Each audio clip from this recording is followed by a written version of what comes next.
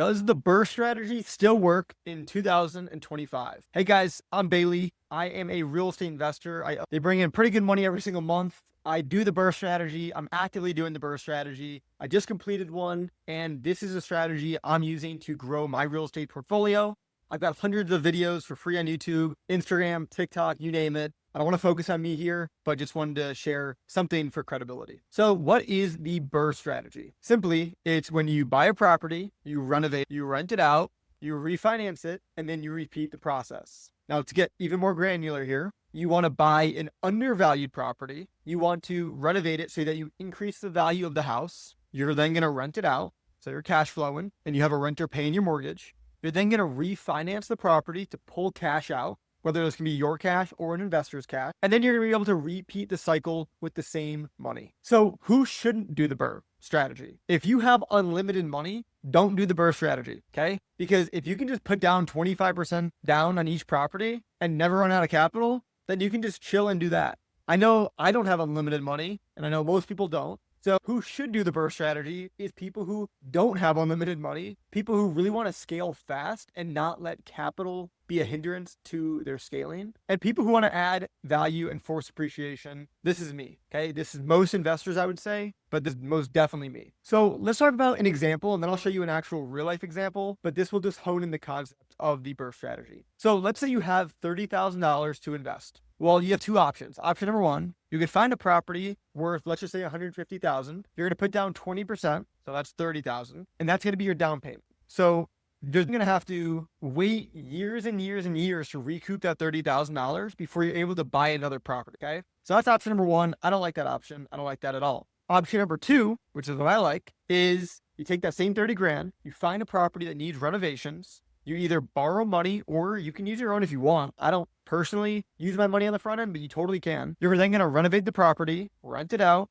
refinance. And once you refinance, you're going to pay back the lender or put your own money back in your pocket. And you're going to then own a property with little to no money out of pocket. And then you can keep doing it over and over again. Now, let me show you a real example of my most recent deal. And this should hopefully clear it up and make it super clear about the strategy. So it starts with the first B. Buy. So I bought this property for $85,000. Okay, here are 3 before pictures of the property. I then renovated it. I spent $25,000 renovating this property. You can just see this is the before, this is the after. The next step is to rent it out. Now, I am still in the process of renting it out, and you actually don't need to rent it out to refinance. You can refinance a vacant property. That's exactly what I did. And when I do rent this out, it'll cash flow about $1,000 a month, probably more, but I like to be safe and conservative with my numbers. And then I'm going to refinance. Okay, so I have 2 screenshots here. One is the appraisal. So the appraisal for the property came back at $162,000. And if you remember what I showed you before,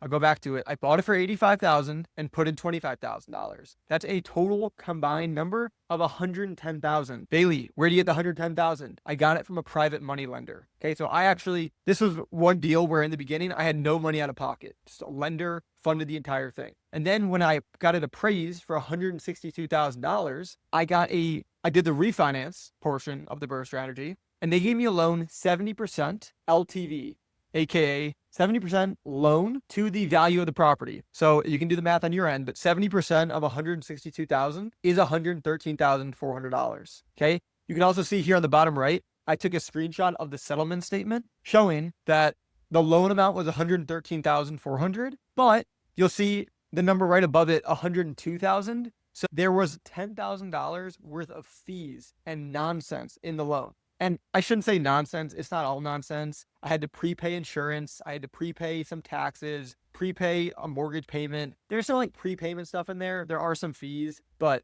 at the end of the day, I received $102,000 at closing. But you might think, and you should know, I had to pay back my lender. So before I go repeat the process, I got to pay my lender back. So I had to pay him $110,000, which is what he gave me, plus interest. For this deal, it was about $3,000 worth of interest. So out of my own pocket for this deal, it cost me roughly $11,000. So that's the $113,000 I paid the lender minus the $102,000 that was sent to me. That's where I get the $11,000 number from. So now I own this house with about $45,000 worth of equity, and I'm going to be cash flowing over $1,000 per month. So I should recoup my $11,000 investment in less than a year. And for being really technical here, that's like a 90+% cash on cash return, which is unheard of.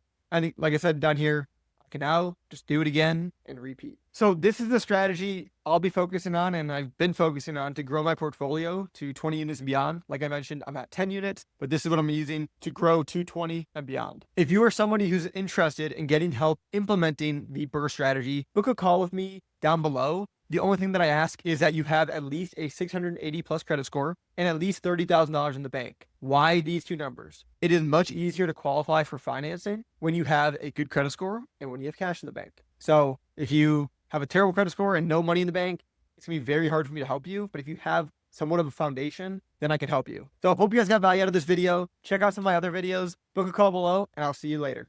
Peace.